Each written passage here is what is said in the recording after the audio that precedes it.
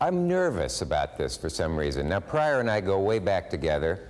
I want him to have a good time here, but I'm always afraid I'll do something to screw up a show that I'm particularly concerned about. But I have a secret when I do that. I walk around like Bob Hope, and I have his confidence. I was showing the audience. You want to see Hope's walk?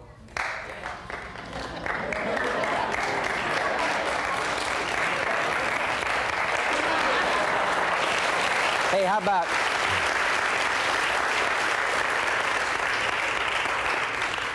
it'd be almost impossible to overpraise Richard Pryor's career, and I don't need to tell you how funny he is. If you just landed on a boat from outer Mongolia, he may be new to you, but he's a thoughtful and just a dazzling comic, and I'm very jealous of him. So I can't even introduce him. I'm grateful that he's here. I'm going to let Bob Hope do it. Hey, how about that Pryor? Isn't he something? Richard Pryor right here.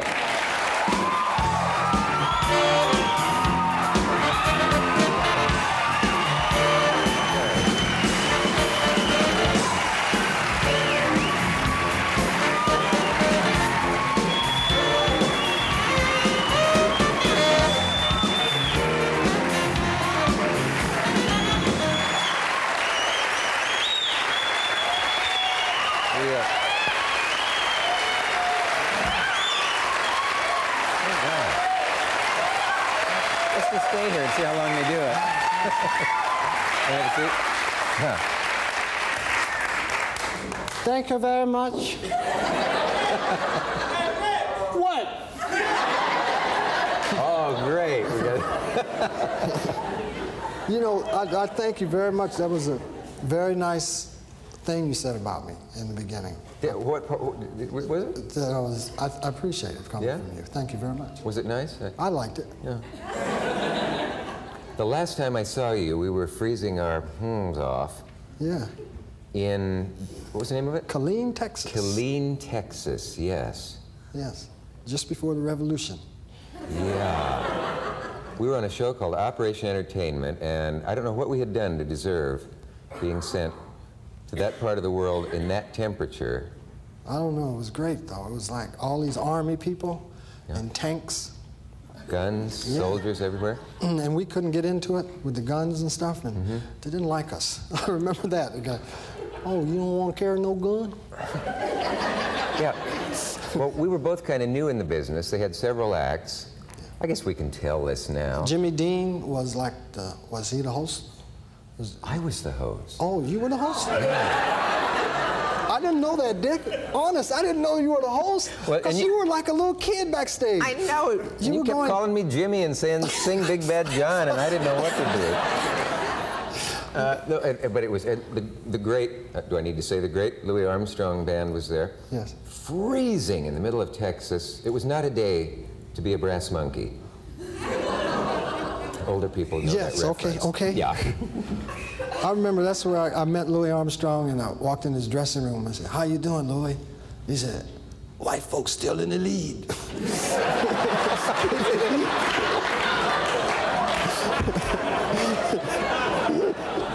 White folks still in the lead. I've never heard that before. It's marvelous.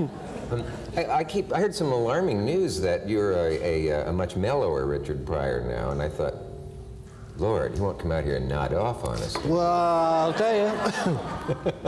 No, he won't come. This is nice, Jack. Yes, Dick, I understand what you mean. I see what you mean. Yeah. I have no idea why a magnifying glass is here, nor a bust of, who is that? Napoleon's sister. I thought it was, I could swear it was Jane Pauley. I don't know who these people are. And here we have a bear fighting a bull, for those who want to know what the knickknacks are on the stage. This is a nice theater. Isn't this a wonderful place? I've never been in here before. I'm never coming back either. Well, can't resist getting laughs now and then. No, I can't. I don't know if you heard the part in the introduction. I was talking about Murphy talking about how inspired he gets just by watching your, I think it's the one called Richard Pryor in Concert. Yes. Was that your first? Yes. Yeah. And And Bob Hope, whom I mentioned, went to see Pryor at Midnight. What's the exact title of that one? On the Sunset Strip? On the Sunset Strip. Bob Hope did? Yeah, he did. That's He said, I heard all about this guy, and I had to go catch him, you know, and that thing. Yeah, I met him once on the Merv Griffin show. Well, your backgrounds are so similar. That's probably why they booked you on the show together. It was a theme show, was it? Now, that's interesting to me. Can you identify in any way with Hope? You are, in fact, there are things that connect you. No, he made me laugh a lot of years. Yeah, and you came up the hard way in comedy together? He used to be a boxer, you know. Packy East was his name. Yeah, and he's a funny man, Yeah. and he works hard. He was the only boxer who had to be carried into the ring. 2, 3, 4. But I want to tell you, there are people, though, saying, hey, have you talked to Pryor lately, or Richard, just call you if they don't know you, that he has mellowed out a good deal lately, and he's a little more serious now. I have a suspicion why that might be, but maybe you... What is your suspicion? What is your suspicion? Do I have to go first? Please. Well, I think it's that you're doing a much more serious thing now in one sense, in that you're got the responsibility of being a producer, writer, all-around man, so to speak. And then God knows what you've survived in the last few years. I would think anybody would have mellowed, and maybe you're at a point in your life where you're thinking, you know, I really don't need it as much as I did. You're wrong. So then I thought,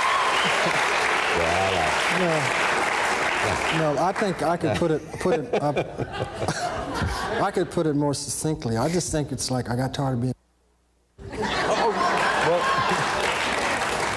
See, that's what I wanted to say, but I didn't know if you could say succinctly on television. Yeah. So I'm going to shut up more during this show because I so rarely get together with you, and it's going to go by too fast.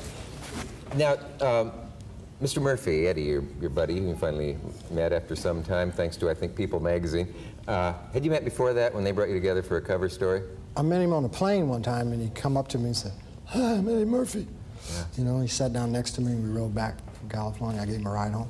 Yeah. That was the first time. Well, he had you to look at and watch and so on, and you. Is there any specific person who paved the way for you? You know what I mean? When you were coming along? Starting with Red Skelton. Yeah. Yeah, and Abbott Costello, Jerry Lewis, Lee Martin. Yeah. All that. Right. You know, Benny, Bob Hope. Did you sit in the darkened movie house as a kid and think I'm going to be up on that screen someday, ever? I sat in the movie house. One time, I wanted to meet Little Beaver. Yeah. And I went to the movie, and I saw him, and I timed it. When he was off the screen, I knew he'd be backstage. And I could go talk to him. Are you serious? Yeah, and so I watched again, you know, and I went, and he said, okay, now I went backstage. And I went backstage, and he wasn't there, and I was standing looking, and I could see this image up on the screen. I remember seeing, and the guy said, what are you doing back here? He says, I'm waiting to see Little Beaver. I said, you crazy, get out of here. Ain't no Little Beaver. And that was like discouraging. I didn't understand that. You know, I said, Little Beaver is not here. But I saw him up on the screen. I used to think the people were behind the screen, because otherwise how could we hear their voices? That's what I used to think when I went to the movies. My wife used to look in the radio to see if the little people were in there. You were married at that age? This was last summer, which is really startling, but I think that was a universal thing with kids. They never told you, where were those people up there? I used to leave the theater and wonder in my mind, I said, I wonder if Tony Curtis goes to the bathroom. Yeah. You know, I just couldn't imagine movie stars going to the bathroom. I know. Well, I thought they had people to do it for them. I really didn't know that. No, that's right, you couldn't. And also, at a very, very early age, I thought, I never heard of a movie star dying. Of course, that seems to be, as we sit here now, all you do hear about. But I remember meeting thinking, Gene Autry when I was a kid. You met him? Yeah, in Champion. Where, in a parade? No, they were at the Armory. They did a show. He used to do shows. Wow. And I met Lash LaRue. Sure. Yeah, at the carnival. My uncle worked the carnival. Yeah. So I went to the carnival with him one weekend. And Lash LaRue was there. And I got to go up and meet him. And there he was, drunk. Hi, kid. I thought it was Fuzzy Q Jones, you know. Oh, no. Oh, well, hello, youngster. Of course, as we know, he was pretending to be. Yes, yes, of course. Actors often do that as a joke.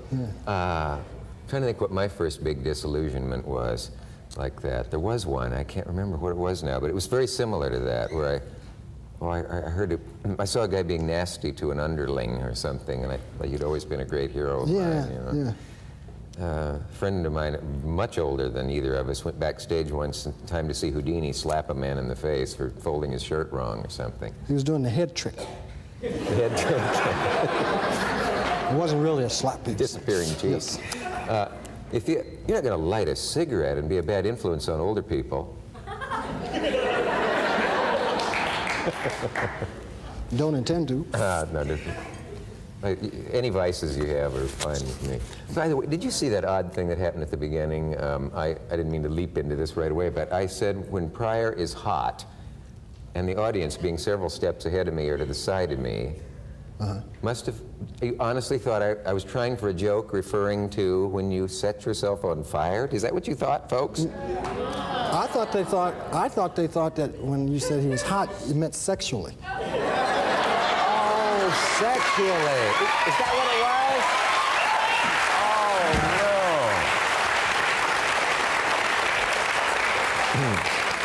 Oh, no. Oh, isn't that funny? I never associate sex with California, you see, so I never would have... Isn't that funny how we took that an entirely different way? Yes.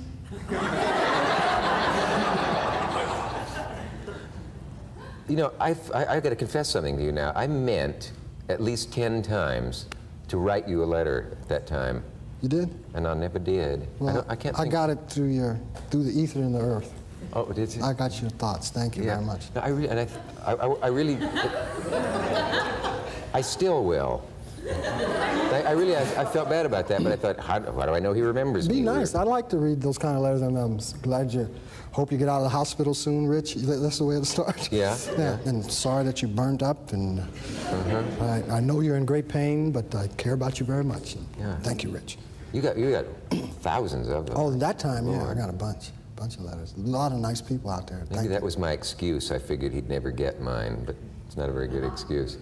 If you had to take something artifact from your career, a tape, a film, something for the time capsule, and they could say this is for the time capsule, and we can only take one thing. Would it be one of your stand-up concerts or one of your movies? Yeah, I would take the live in concert. Yeah. I wonder.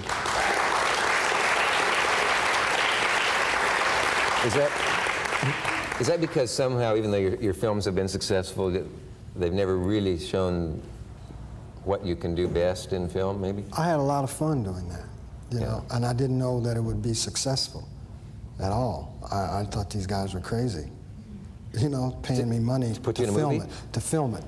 You know, and they filmed it. Oh, to film the concert? Yeah, and I said, why did the guy want to do that? It's dumb. So he did it, and it was successful, and I think that's why I like it. Because, you know, I like it because people accepted me in doing my act, and that made me happy about that. I know how you'd feel, though. You figure, but you got to be there to enjoy a concert, and to watch it on a screen isn't the same thing. But apparently they did it skillfully, so that you did have that. Yeah. I felt I was there, and I laughed. It was raw. That's what I liked about it. It wasn't slick at all. You know? No, they didn't know what they were doing. So it's got a rough look to it that you like. You know, not too slick, doesn't look edited or glossed up or any of that stuff.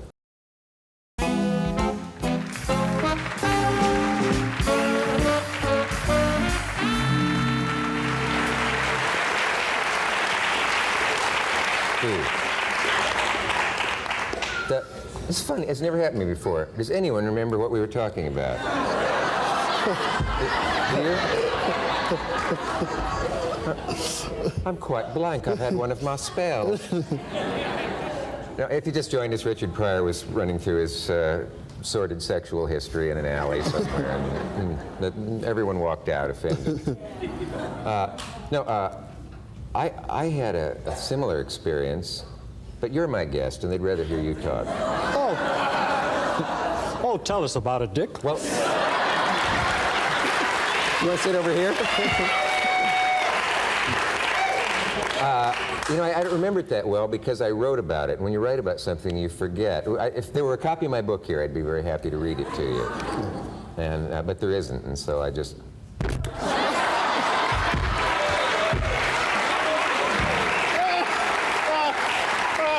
Thanks a lot. You believe I forgot my stage manager always carries one. Unfortunately, I don't have my reading glasses, and that's true. No, what it was that it was in a movie theater, and I remember I was watching Hopalong Cassidy movie, and I was allowed to go to movies as a kid by myself at a very tender age. And I was watching this movie, and suddenly a voice next to me says, "Put your hand under here." You know? And guy with a raincoat, naturally. I would hope. Yeah. Yeah. Now, I'd been told to obey my elders, you know? Yeah. So I put my hand where he wanted it, apparently, and I remember thinking, it wasn't so much I was scared as the humiliation of it. I thought, what if the lights go up? What do I do? You know? You know, it's good that we talked about this, you know. I think so, too, because I feel a lot better. Because, you know, sometimes people look at us like infallible, like we're not human and never had a life, never, like there's people like are listening now that have things in their life that they'll never talk about. That's right. You know, and it always helps to talk about it with someone. Yeah. I don't mean the world, like, you know, but talk about stuff, you know, you'd be surprised. You take a chance on somebody, say, look, when I'm not proud of this part of my life, but I like to tell you, you know. But there's no doubt that it's therapeutic. And they say all the analyst does is take the place of the friend that some of us in show business may not have that we can confide in. Yeah. You and I do, I'm sure. Yeah. Yeah. Can't you see the Inquirer now? Cavett and Pryor confessed to sordid homosexual past.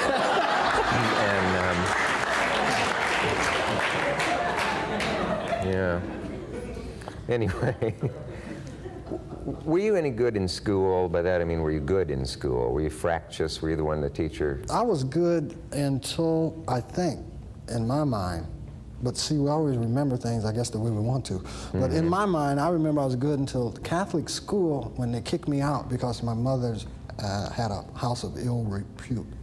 Now, you know, I have read that you were born in a brothel, and I figured this is Pryor putting on an interviewer. No, I was born in my mother's womb.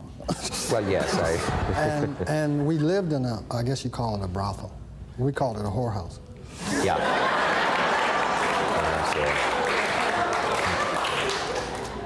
But it was home to me. It was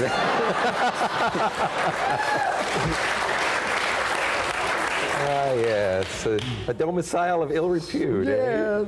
Do you remember wondering if that's where, well, I guess that was the world you knew. Did you wonder why other kids didn't live among lots of ladies and nightgowns?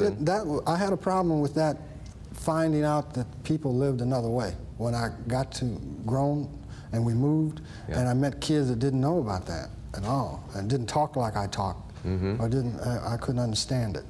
And it took me a while to stop hitting on their mothers. You know, stop that, Richard, stop it! This is amazing, really, but it's true. But, no, I could have sworn that was just something you probably said in current biography. Said, and where were you born, Richard? And you probably thought it'd be funny to say what'd you call it? A whorehouse? Is it? Yeah. We didn't have those in Nebraska. Yes, we did. The Wheeler Rooms in Grand Island, Nebraska. There was a. Yeah. Did you have men and women in Nebraska? You had them. Men and women in Nebraska? Yeah. Oh, God, we had. But I used to remember my father and a friend joking about this place where men went at lunchtime and came back still hungry because they hadn't had time for their lunch. There's no place, there's no... Did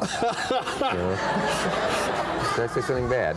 No, there's no place to teach us about feeling in school. They don't teach us that. You have to learn that out here, don't you? Yeah. When you grow up. Yeah, you don't get. Maybe in some of the more progressive schools now they do. I don't know about that. Would you have ever had that fantasy of going back through school, knowing what you know now, and how you could deal with the? Did you have a nasty teacher at any point that you'd love to get even today? No, I had good teachers. I was the nasty one. I was lucky. Yeah. I didn't have. I think about it now. I mean, as a child, you know. Yeah, no, I had real good teachers. I was a very fortunate kid. What is, any way you can encapsulate what they always refer to the dark side of Richard Pryor, the rage that is still there, the anger and so on. What would it take to get rid of that? Is it specific people you'd like to get revenge on in some way? Is it just... No, I hated once, and it was about 30 seconds. I didn't like it. You hated? I hated someone once. You know? And the feeling, it did something to me. It scared me. It scared me, that feeling.